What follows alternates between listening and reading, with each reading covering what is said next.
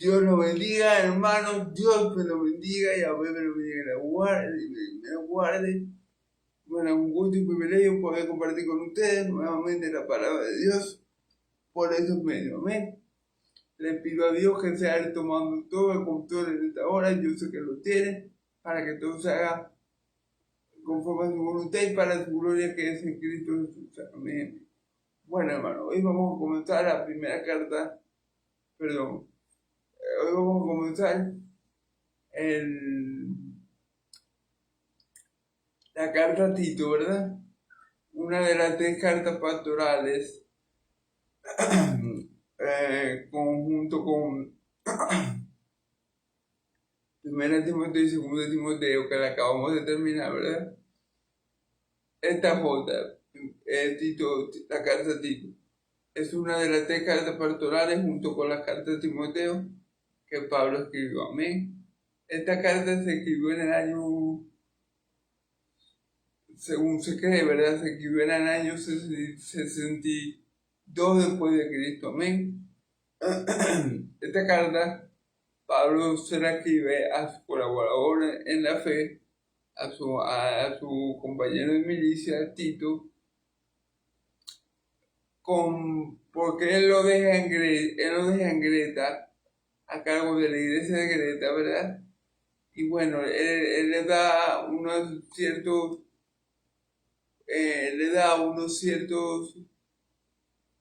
unas ciertas cosas a Tito para que él pueda pastorear esta iglesia como es debido.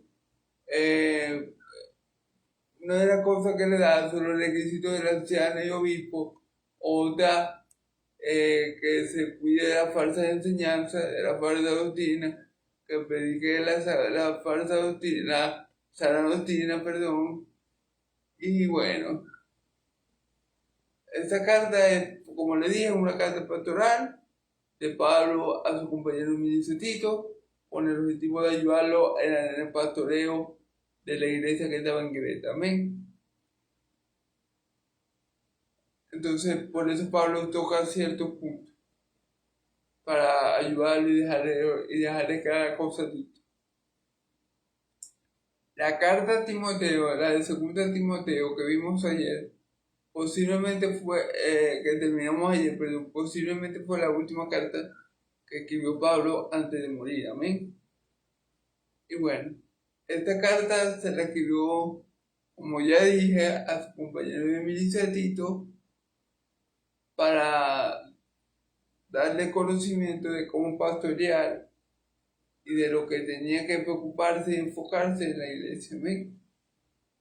Bueno, esto como un breve resumen de un breve para poner la carta de contexto, ¿verdad? Voy a tratar, hermanos, si el Señor quiere y me lo permite, voy a tratar de que cuidemos hoy Tito 1 del 1 al 16. Voy a tratar. Si veo que me demoro mucho, lo corto. ¿Ven? Ustedes saben que a mí me gusta hablar mucho y hoy tengo un compromiso ahorita dentro de una hora. Entonces, bueno, vamos a leer primero Tito 1 del 1 al 4. ¿Ven? Pablo, siervo de Dios y apóstol de Jesucristo, conforme a la fe de los escogidos de Dios y el conocimiento de la verdad que es según la piedad, en la esperanza de la vida eterna, la cual Dios, que no miente, prometió desde antes del principio de los siglos, a su debido tiempo manifestó su palabra por medio de la predicación que me fue encomendada por mandato de Dios nuestro Salvador. A Tito, verdadero hijo en la fe, gracia y misericordia y paz, gracias, misericordia y paz de Dios Padre y del Señor Jesucristo, nuestro Salvador. Amén. Bueno, como siempre, Pablo se presenta y hace notar su autoridad como apóstol de Jesucristo diciendo: Pablo, siervo de Dios y apóstol de Jesucristo. ¿Ven?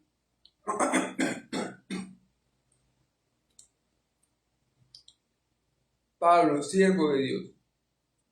La palabra siervo aquí es esclavo, significa esclavo. Pablo era esclavo de Dios. ¿Amén? ¿Qué significa? Bueno, ya yo creo que yo lo he dicho, pero hay que repetir las verdades bíblicas, porque así es que uno aprende. En la repetición está la bendición. Amén. Bueno, ¿qué significa que nosotros somos esclavos de Dios? Claro que sí. Todo el mundo es esclavo de alguien. Si tú no eres esclavo de Dios, eres esclavo del diablo. Si tú no eres esclavo de la justicia, eres esclavo del pecado. Ninguno es completamente libre. La gente del mundo piensa que ella es completamente libre porque hace lo que quiere, cuando quiere y como quiere. Pero mi Señor Jesús, cuando vino en los días de su carne, nos dijo lo contrario. Cuando estaba hablando con los fariseos, él le dice: y conoceréis la verdad, y la verdad os hará libre. Y ellos le dijeron: pero ¿cómo nos dice eso a nosotros? Si nosotros somos descendientes de Abraham y nunca hemos sido esclavos de nadie, ¿cómo pues tú dices ser verdaderamente libre? Y mi Señor Jesús le dijo: el que comete pecado es esclavo de comer. El que comete pecado es esclavo del pecado que comete. Mas a que digo libertad será verdaderamente libre. Y usa la palabra verdaderamente libre. ¿Por qué? Porque la gente que no tiene a Cristo, escúcheme bien, la gente que no tiene a Cristo como su Señor y Salvador, y como su alto refugio, y como su vida, ¿verdad? Desgraciadamente, aunque ellos no lo sepan, ellos están esclavizados por el diablo. Todos servimos, solamente hay dos posibles señores a los que nosotros podemos servir: a Dios por medio de Cristo. Somos esclavos de Dios por medio de Cristo y Jesucristo, o somos esclavos del diablo por medio del pecado. Solamente hay dos vías. No es que, yo no soy cristiano evangélico, yo no soy cristiano, yo no voy para iglesia, pero yo con Dios, y yo soy un buen hijo, un buen padre, un buen amigo, un buen esposo. Yo peco, sí, porque, claro, yo peco porque todos pecamos. O sea, todos pecamos, nadie es perfecto, ¿verdad? Entonces, así dicen muchas personas, eso es lo que piensan muchas personas, pero la realidad real, para la redundancia, es que o eres esclavo de Dios o eres esclavo del diablo. ¿Cuál es la diferencia? O ¿qué tanto es la diferencia? Bueno, es mucha la diferencia. Porque el diablo te esclaviza para tu destrucción. El diablo te esclaviza para perjudicarte, para dañarte, para destruirte, para hacerte mal. Y el diablo te esclaviza a la fuerza por medio del pecado. En cambio, la esclavitud de Dios es totalmente diferente, porque es una esclavitud a la que nosotros mismos nos sometemos, por amor, no por obligación. Y es para nuestra bendición, no para nuestra destrucción.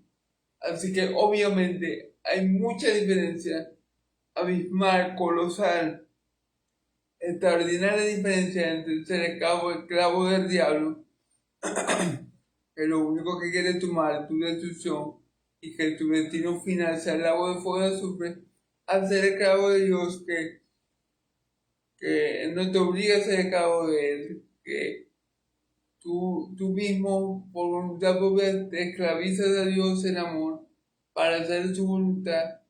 Y lo que encuentras en Dios es pura bendición y vida eterna. Así que muy marcada la diferencia entre ser esclavo del diablo, del maligno, de nuestro enemigo, y ser esclavo de Dios por medio de Cristo. Amén.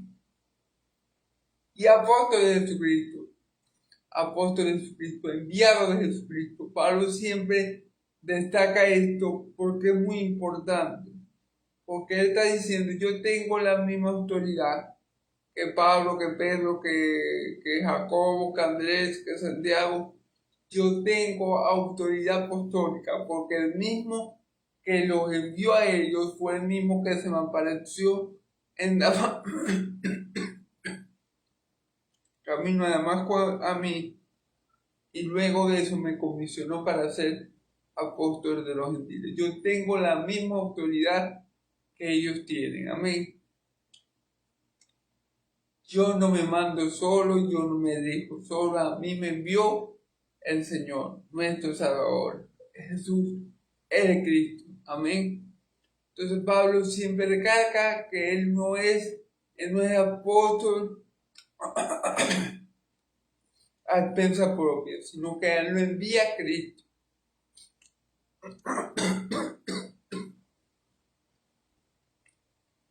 Y eso, hermanos y amigos, perdón, eso, hermanos y amigos, hace toda la diferencia.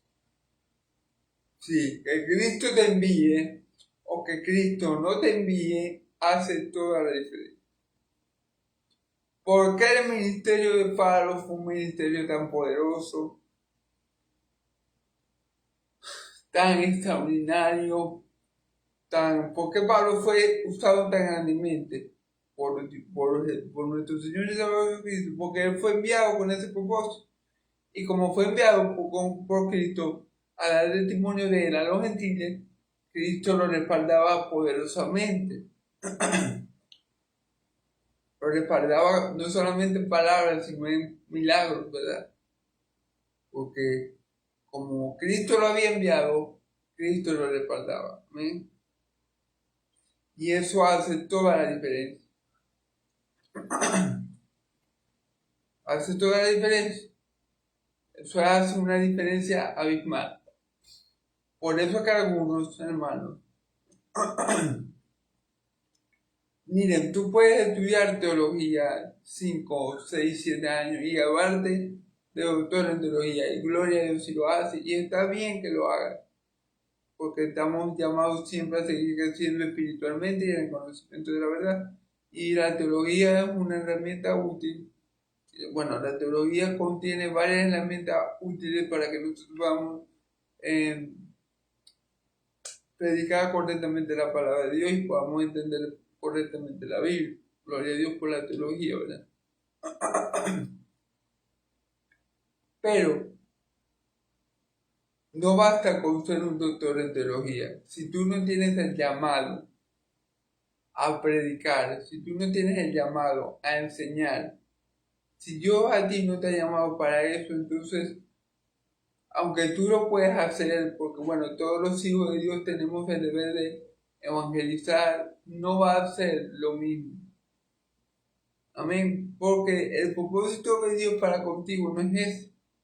A lo mejor el propósito de Dios para contigo es que tú sirvas en la iglesia, pero no como predicador. En la iglesia hay muchas áreas que tú puedes servir. Amén. Entonces es muy importante siempre que te llame, que te envíe, porque apóstol que significa enviado, sea el Señor Jesucristo, porque si tú haces las cosas por tu propia voluntad, para que te vean, para ser exaltado tú, para que vean que tienes conocimiento de la palabra y no la haces para la gloria del Padre por medio de Cristo, entonces obviamente ahí eso indica que Dios no te envió. que tú te enviaste a ti solito y por eso tienes ese sentir en tu corazón. Y eso es lo que manifiesta ese sentir en tu corazón, que tú te enviaste a ti solito. Por eso Dios no te va a respaldar, ni va a respaldar tu ministerio, ni lo que tú haces, porque Él sabe que no lo haces para tu gloria. Pero como Pablo no tenía ese problema, porque Pablo verdaderamente fue comisionado por Cristo, es decir, Pablo vio a Cristo glorificado, tuvo ese encuentro personal face to face con Cristo, el cual le cambió completamente la vida al apóstol Pablo, y luego de eso, en vez de llegar a Damasco a matar cristianos o a meterlos presos como él lo tenía pensado, lo que hizo fue que comenzó a predicar el evangelio. Fíjense bien, un evangelio que era uno conocía muy bien, pero obviamente como estaba lleno del Espíritu Santo, él predicaba de lo que el Espíritu Santo le daba. Amén. ¿Quién conoce mejor a Cristo? ¿Quién conoce mejor al Padre y al Hijo que el Espíritu Santo? Que es el Espíritu como nada el Padre y mora en el Hijo. Nada. Entonces Pablo, aunque no estuvo con Cristo como los apóstoles 24/7 por 3 años, Pablo llegó a Damasco y empezó a predicar a Cristo.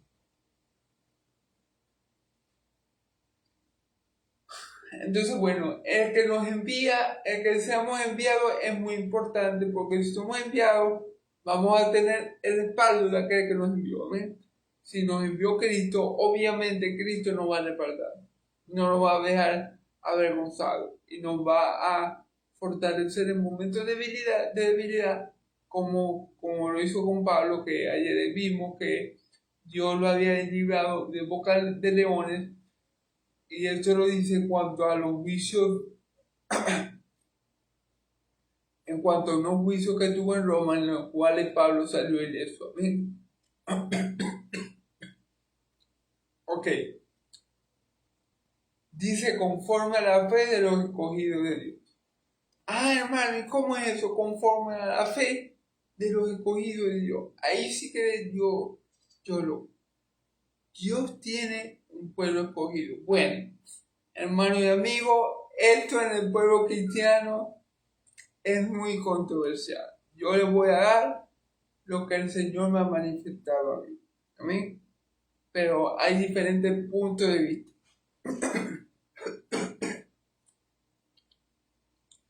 Hay diferentes doctrinas acerca de esto, diferentes puntos de vista entre el mismo pueblo de Dios. Pero yo les voy a dar lo que Dios me ha enseñado a mí en estos tiempos. ¿Amén?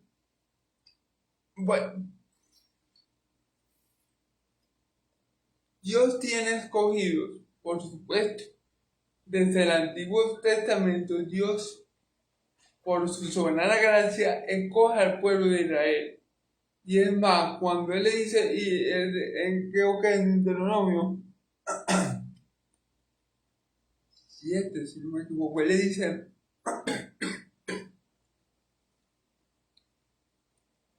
yo no te escogí a ti porque eras el pueblo más fuerte, más obediente. No, yo te escogí a ti por amor a tus padres, para cumplir lo que yo le había prometido a tus padres. ¿Ven? Así que Dios escoge desde el Antiguo Testamento. Dios trabaja con un remanente escogido. Por ejemplo, en los tiempos de Elías, que fue muy perseguido por la reina Jezabel, una hija total del diablo.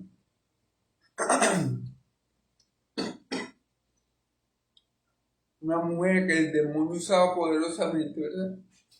Pero para mal, obviamente. Elías lo quería matar a esta mujer, amén. Después de haber matado a los 400 profetas de Baal, Elías entonces le teme a esta mujer, hija del diablo, y comienza a huir. Y él le dice, Señor, a todos tus profetas han matado, y solo yo he quedado. Le dice él a Dios. Pero la respuesta que le dio Dios fue, eso no es así. Eso no es así. Yo he guardado 7,000 hombres que no han doblado su rodilla a Baal. Dios siempre tiene un remanente escogido por gracia, porque la salvación no es por obra para que nadie se gloríe, es por gracia, por medio de la fe, y esto no es de nosotros mismos. Entonces Dios, a lo largo de la historia de la redención, ha trabajado con remanentes escogidos por gracia. Dios sí tiene escogidos, amén. El mismo Pablo dice que él fue escogido desde el vientre de su madre.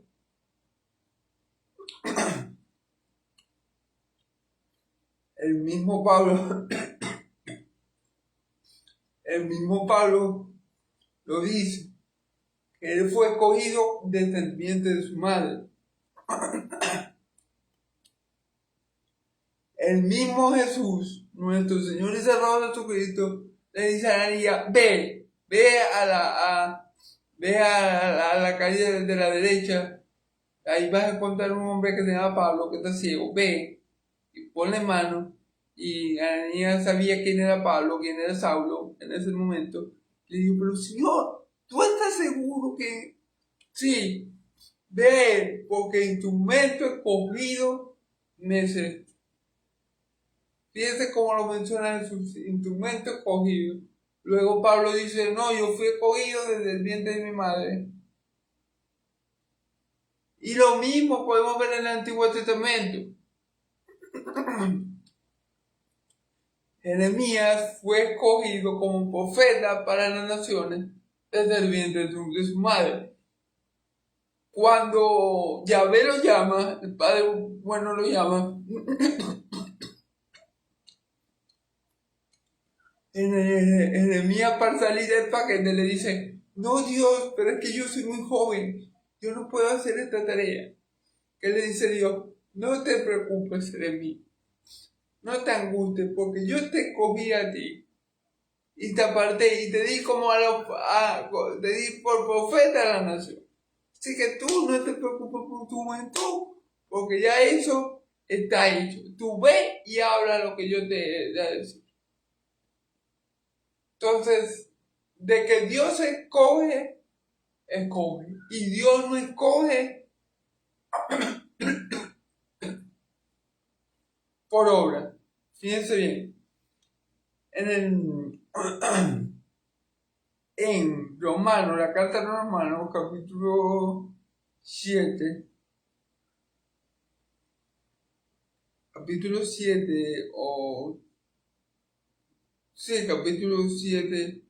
casi entrando al 8, no recuerdo, pero en la carta de los Romanos, ustedes saben que yo tengo esa memoria para los números, oren por mí a Dios para que me dé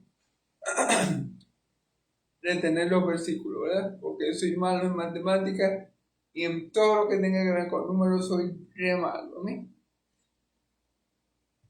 Entonces, él le dice, fíjense bien, él le dice, a Jacob amé y a Saúl aborrecí. Esto es por el propósito del que llama. O sea, esto es para que todo se cumpla por el propósito del que llama. Para que todo se lleve a cabo según el propósito de Dios. Dice la palabra que ellos no habían hecho ni mal ni bien para que se cumpliera el propósito de Dios. O sea que la elección de Dios no es, o la escogencia de Dios no es porque yo vengo o porque Dios viene, ¿verdad? Mejor dicho, y ve en el túnel de tiempo que yo voy a caer y Él me escoge por eso. La elección de Dios no tiene nada que ver conmigo. No es algo bueno que hay en mí que mueva a Dios a cogerme, no. Es lo bueno que es Dios, que a pesar de lo que soy y a pesar de que Él sabe cómo voy a ser, Él me escoge con un buen propósito.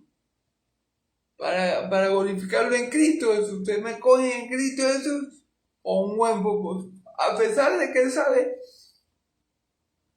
lo malo que soy y lo malo que era, a pesar de eso, a pesar de que Dios sabía lo malo que yo era, pero me di como ejemplo, Él me escogió por un buen propósito en Cristo Jesús. Amén. Entonces la elección de Dios siempre ha estado. Siempre ha estado. Dios es el que se mueve hacia nosotros. Nosotros jamás nos movemos hacia Dios. Es decir, Dios es el que siempre busca bendecirnos. Nosotros nunca buscamos la bendición de Dios. Obviamente le estoy hablando antes de ser cristiano, antes de tener a Cristo como su Señor y como nuestro Señor y Salvador. Amén. Entonces, Dios nos escoge, obviamente, dice conforme a la fe de los escogidos de Dios. Es muy importante. Los escogidos de Dios tienen fe salvífica. Los escogidos de Dios tienen fe salvífica. Bueno, yo dije que iba a llegar más, a tratar de llegar a 15, pero por lo que veo no voy a poder llegar. Voy a hacer los primeros 5 versículos, ¿ven? Como tenía pensado. Es que a veces me parece poco, pero cuando comienzo a escudriñar y el Espíritu Santo me comienza a dar, entonces, bueno, en verdad no es tan corto, pero bueno, gloria a Dios. Bueno, como le iba diciendo, la fe de los escogidos de Dios. Esta gente que Dios escoge por su gracia y para su propósito en Cristo Jesús, esta gente tiene fe salvífica.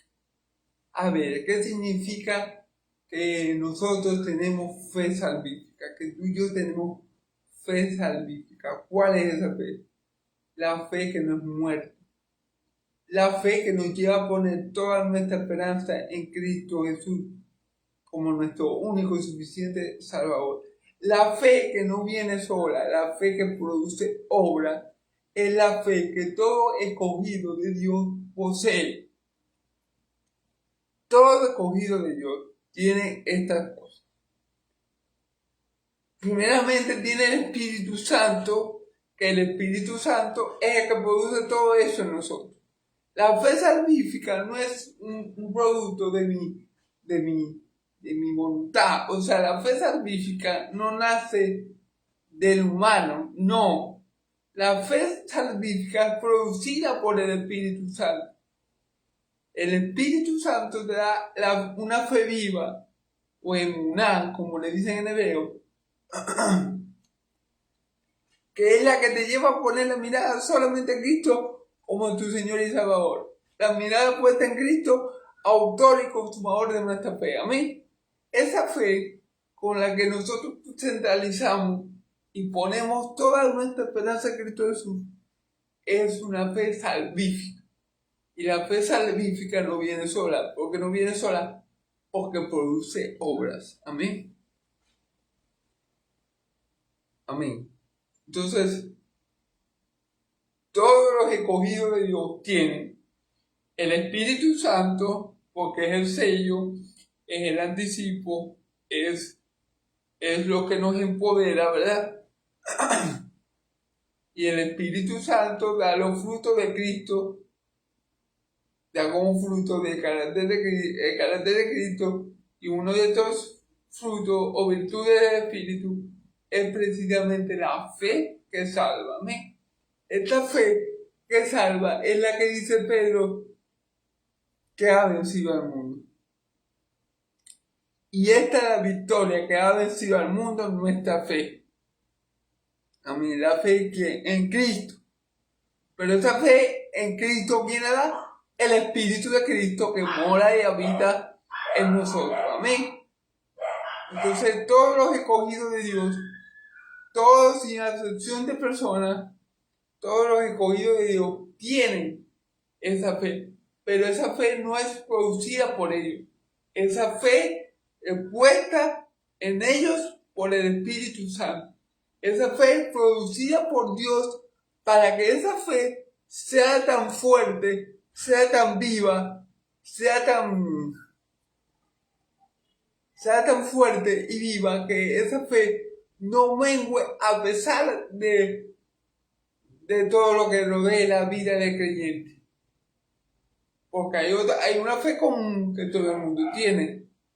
¿Cuál es la fe común? Bueno, yo le voy a explicar la fe común. Yo mando a mi hijo, bueno, yo no tengo hijos, pero vamos a poner este ejemplo. Yo mando a un hijo mío yo mando a un hijo mío, ¿verdad? Déjeme, hermano, hacer algún momentico. Bueno, no, tenía que hacerlo antes. Bueno, yo mando al hijo mío para la escuela.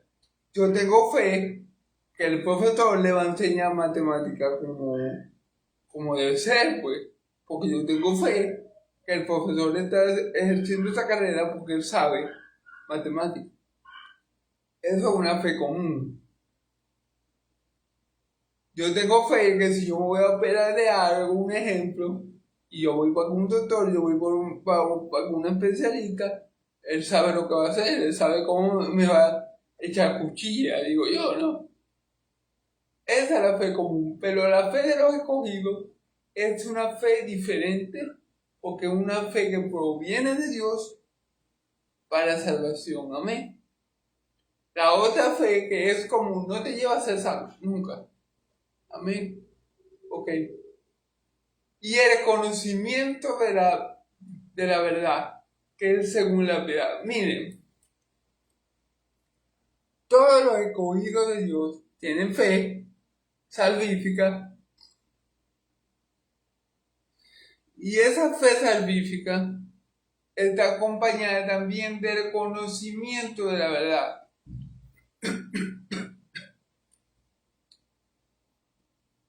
Que es según la verdad. Es decir, está acompañada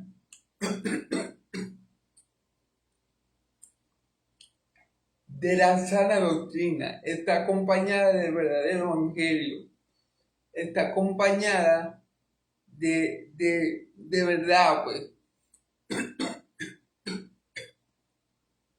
Es decir,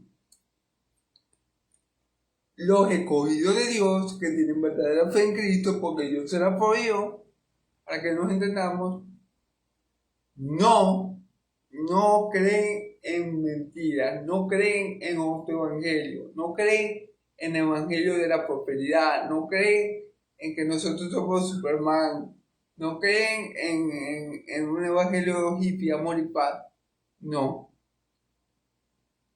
Esos escogidos que tienen fe verdadera también tienen un verdadero conocimiento del evangelio de Cristo.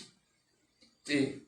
Esa fe verdadera va acompañada de un verdadero conocimiento del evangelio de Cristo, de lo que llamamos mucho sana doctrina, o la sana palabra del Señor Jesucristo, o el único evangelio que hay. Amén. Amén. Entonces ya sabemos que la fe verdadera, que los escogidos de Dios tenemos fe verdadera y también tenemos un verdadero conocimiento de la verdad. Es decir, no andamos escuchando cuentos, ni fábulas, ni otras revelaciones, ni que el Corán, ni el libro de los mormones, ni Yo en mí, ni el Guay, nada de eso. Ni las atalayas, nada de eso. Porque tenemos tenemos el verdadero, o sea, el conocimiento de la verdad, que es según el Evangelio de Cristo, no según otra cosa, que es según la piedad. Amén. ¿Qué es la piedad? Aquí, el conjunto de virtudes de Dios que encontramos en los evangelios para la salvación de nosotros. Amén. Ok. En la esperanza de la vida eterna. Fíjense bien. Los escogidos de Dios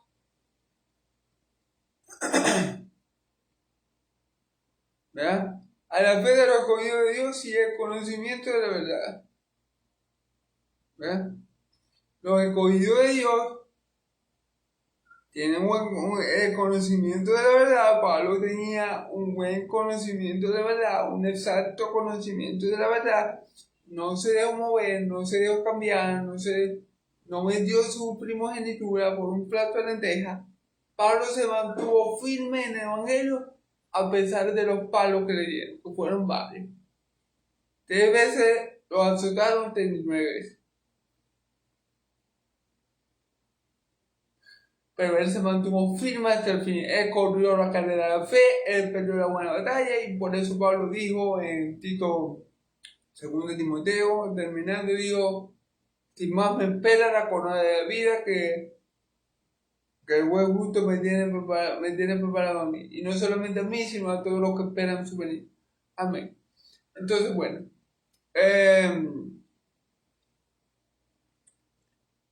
Según el conocimiento de la verdad, en la esperanza de la vida eterna. Amén. Pablo, un escogido de Dios, Timoteo, un escogido de Dios, y todos nosotros, gloria a Dios, escogidos por Dios desde antes de la fundación del mundo, para ser adoptados como Él, por Él en Cristo Jesús, por el puro afecto de su voluntad, para la alabanza de su gracia, como dice en Efesios, ¿verdad? Efesios 1. Todos nosotros que fuimos escogidos por Dios, que tenemos un evangelio que es conforme a la piedad, y no nos vamos a mover de allí, allí vamos a permanecer hasta que Cristo venga, o hasta que nos mande a llamar, ¿verdad? Tenemos la esperanza de la vida eterna. Sí, hermanos, ¿saben qué es triste? Los católicos, apostólicos y romanos, ellos no saben si son salvos o no. O sea, usted le pregunta a un católico: tú eres salvo, y él no te puede decir que es salvo, porque su iglesia le prohíbe a él, la iglesia católica romana le prohíbe a él decir que él es salvo. O sea, asegurar que él está salvo en Cristo Jesús. Y eso sí es muy triste, amigo. O sea, ellos no tienen seguridad de su salvación. Y por supuesto, si no tienen seguridad de su salvación, obviamente no tienen esperanza de llegar a la vida eterna. Porque ellos tienen que ver si hacen muchas obras y hacen buenas obras, a ver si Dios quiere y caen en el cielo, porque pueden ir primero al purgatorio, se queman un poquito ahí y bueno, y a ver si Dios lo saca, según ellos, ¿no? Bueno, que lo sacan son las oraciones de la gente, según ellos, ¿no? Pero eso es triste porque ellos no tienen una esperanza de la vida eterna, ellos no la tienen. Y también es triste, como dice Pablo, los que no conocen a Dios, que no creen en nada, que dicen: no, eso, el infierno vos lo viví aquí, eso es mentira del cielo, del infierno, el infierno vos lo pagué aquí. Y cuando vos te morís, te morís y ya, ahí quedáis. No haces nada bueno, nada malo, te quedáis ahí. Lo que creo que se conoce como aniquilacionismo. Amén. Eso es muy triste. Esas personas que no saben qué futuro les espera eternamente, eso es verdaderamente triste. Pablo lo dice a los Corintios, en la segunda carta que le escribe a los Corintios, si mal no recuerdo, que él le escribe estas cosas para que tengáis esperanza y no seáis como los que ignoran estas cosas.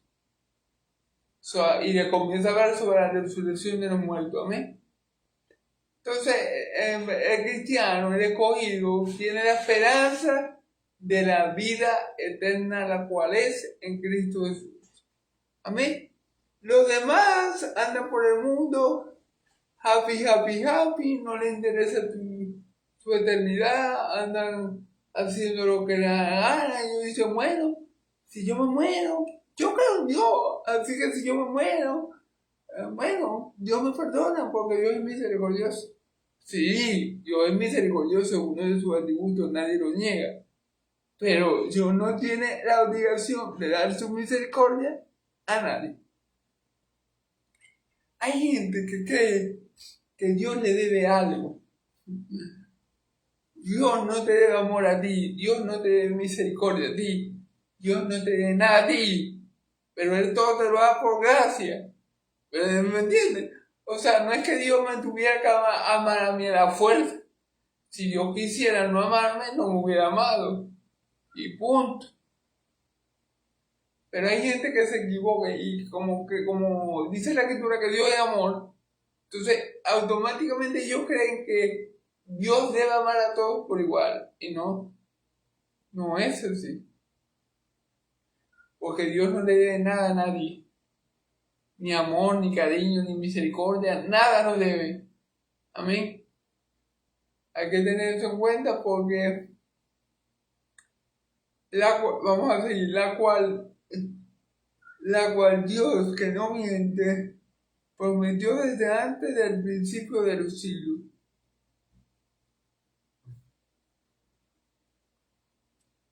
La cual Dios, que no miente, prometió antes de los principios de los siglos.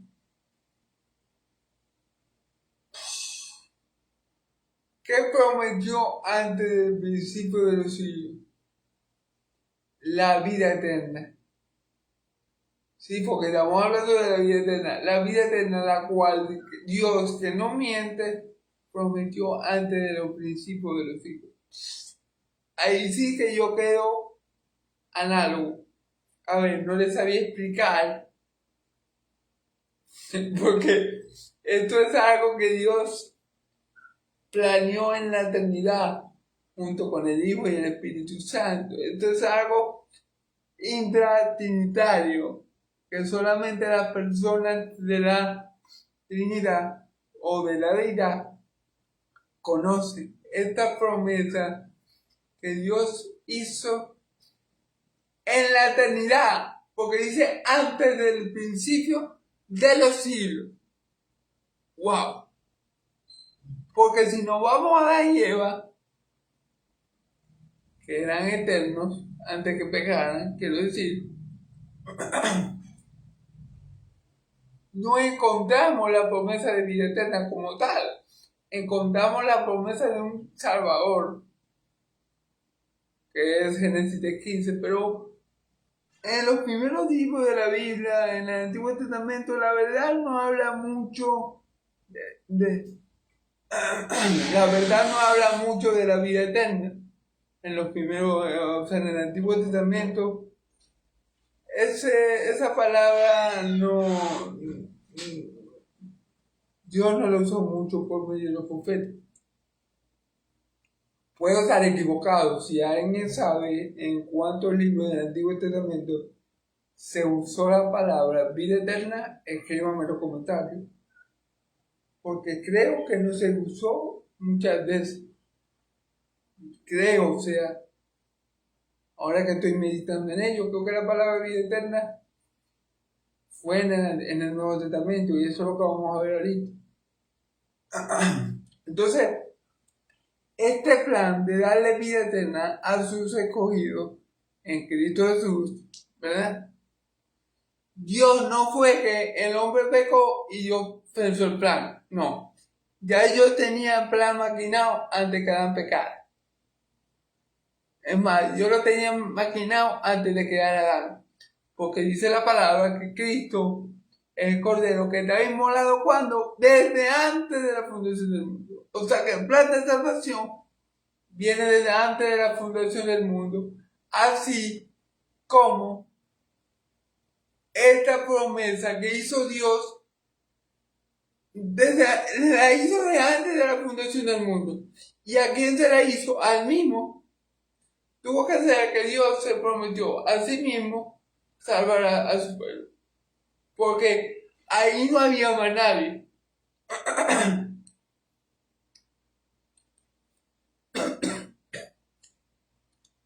Métanle el ojo a ver. Ahí no había más nadie. Ahí no había más nadie. Porque fue antes del principio de los siglos. ¿Quién estaba antes del principio de los siglos? Dios.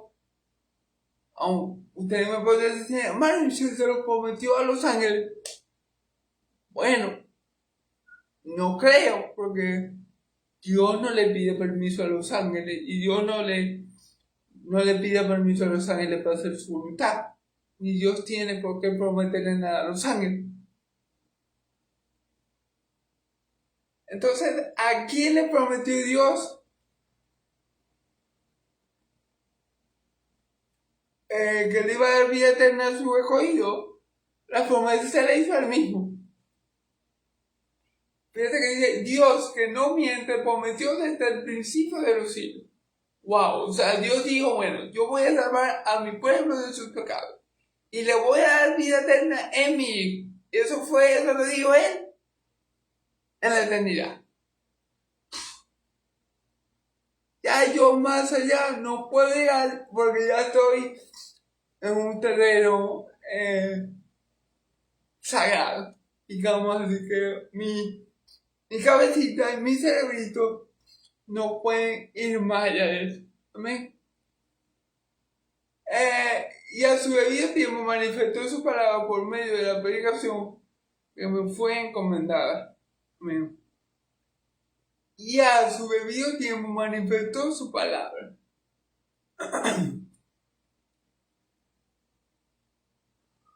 Y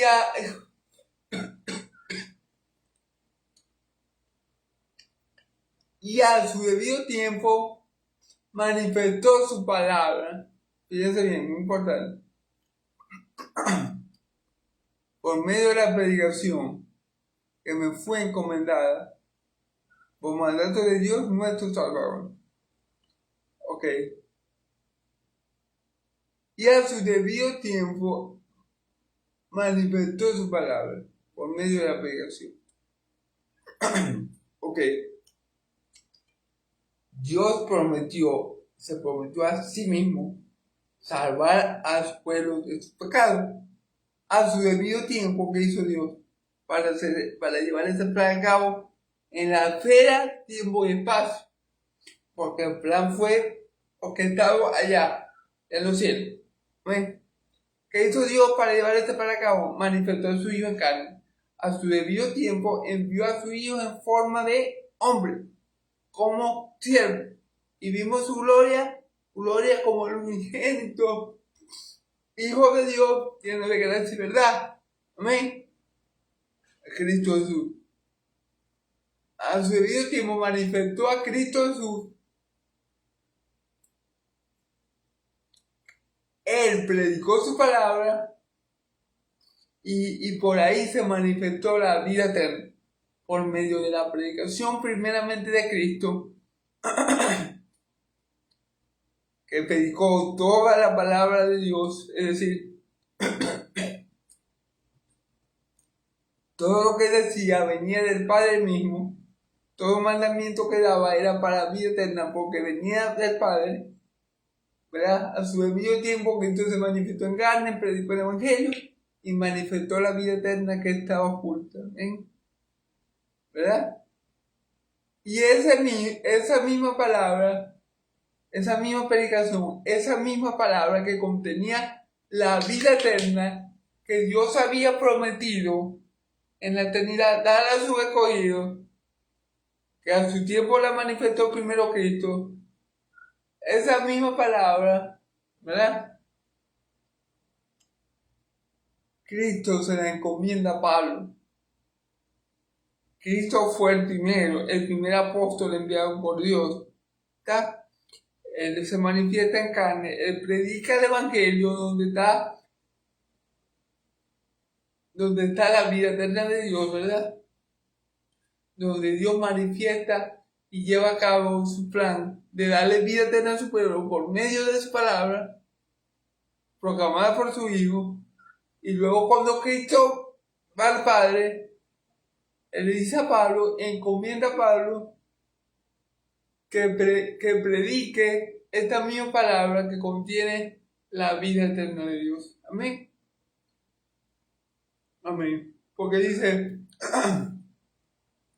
y a su debido tiempo manifestó su palabra por medio de la predicación de que, primeramente de Cristo, que me fue encomendada por mandato de nuestro Salvador.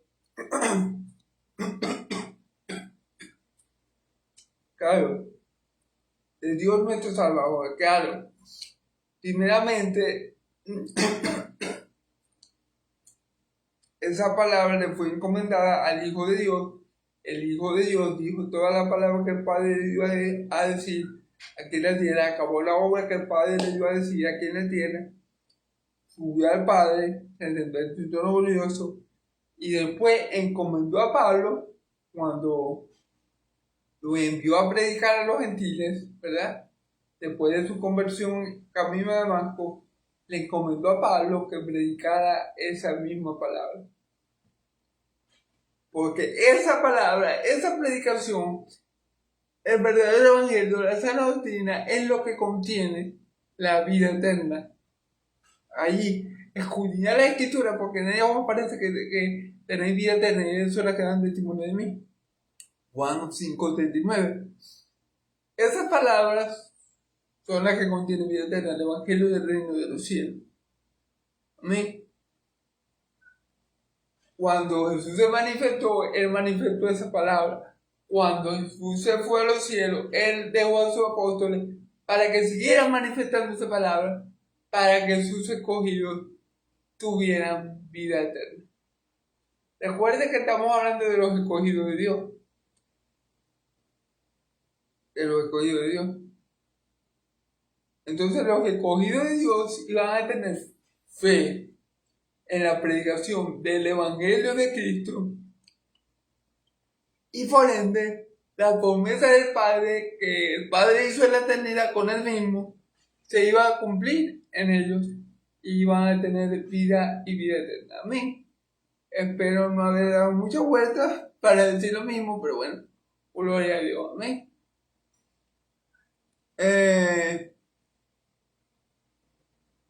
Por mandato de Dios nuestro Salvador, a Tito, verdadero hijo, en la fe, en la común fe. Aquí fíjate bien, a Tito, verdadero hijo, en la común fe. Ahora está hablando de a quién le está enviando la carta. A Tito, verdadero hijo, en la común fe. ¿Qué quiere decir esto? En la fe que tienen en común. Es decir, Pablo tiene una fe salvífica y Pablo está reconociendo que Tito es un hijo de él y un hijo de Dios porque tiene verdadera fe, tiene fe salvífica, verdadero hijo en la común fe. En la fe, Tito y Pablo tenían algo en común, está diciendo Pablo. Yo y vos tenemos algo en común, la verdadera fe. La fe salvadora, la fe de los escogidos de Dios. Yo la tengo y yo sé, Tito, que vos también la tenéis. Eso es lo que está diciendo Pablo aquí. Y dice, y termina diciendo, gracias y paz de Dios Padre y del Señor Jesucristo, nuestro Salvador. Y termina bendiciendo a Tito como lo hacen todas tus cartas. Gracias y paz de Dios Padre y del Señor Jesucristo nuestro Salvador. Esto es como la bendición arónica del Nuevo Testamento. Amén. Y bueno, le desea que la gracia de Dios abunde en su vida. Obviamente, de la gracia de Dios tenemos todo lo bueno que tenemos en esta vida. Sin la gracia de Dios no tendríamos nada. Amén. Misericordia, que Dios tenga misericordia de todos los días de su vida. Y que la paz de Dios, que es la que sobrepasa todo entendimiento, esté siempre con él. Y también del Señor Jesucristo, nuestro Salvador. Recordemos esto es un principio bíblico. Bueno, o así lo veo yo. Todo lo que es del Padre es del Hijo, todo lo que es del Hijo es del Padre. Entonces cuando Pablo le dice la gracia, misericordia del Padre, Dios Padre y del Señor Jesucristo. Claro, porque todo lo que da el Padre lo da el Hijo. Si el Padre le da gracia y paz a Tito, el Hijo también se la está dando. Y si el Hijo se la da, el Padre también se la está dando. O sea, no puede dejar a uno por fuera, porque todo lo que hace el Padre también lo hace el Hijo. Todo lo que hace el Hijo también lo hace el Padre. Amén.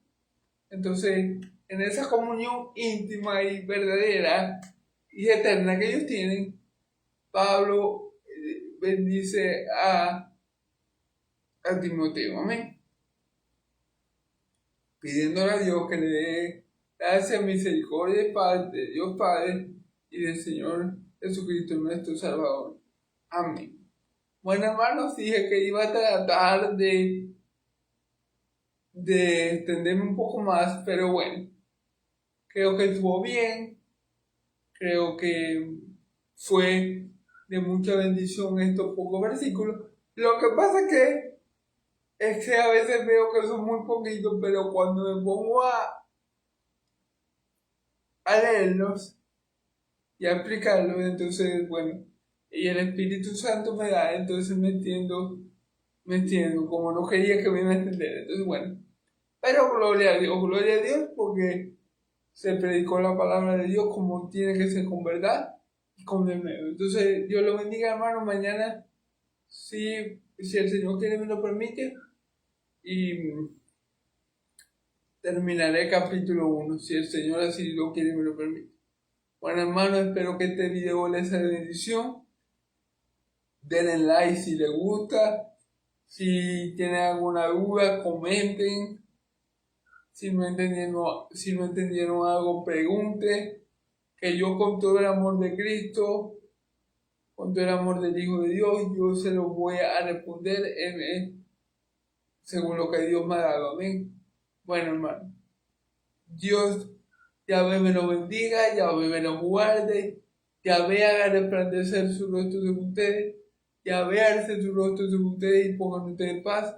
Que la paz del Dios de Israel y la gracia de mi Señor y Salvador Jesucristo sea sobre todo su pueblo santo, y el pueblo de Dios dice amén y amén. Gloria a Dios, hermano. Amén.